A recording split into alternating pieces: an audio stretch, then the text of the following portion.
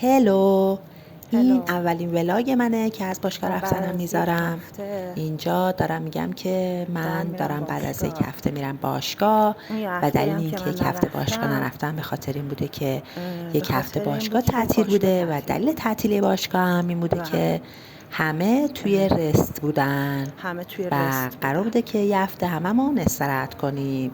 اینم از استایل خیلی ساده و کژوال من. رسیدم باشگاه و اینم از نمای داخلی باشگاهمه که من خیلی دوستش دارم و رشته‌ای هم که من تمرین میکنم کراسفیت هست که به نظر من جذابترین رشته دنیاست و پیشنهاد میکنم که حتما تجربهش کنید. اینجا آماده شدم که تمرینم رو شروع کنم و با یه قیافه خیلی منظم و مرتب و صاف و صوف قبل از تمرین میریم که تمرین خیلی سخت و جذاب رو داشته باشیم.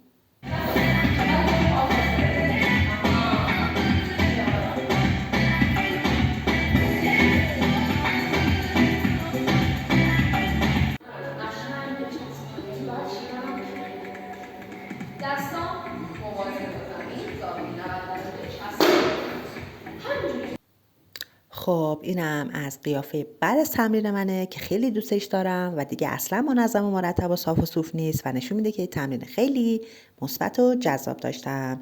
تمرینم تموم شد، فینیش.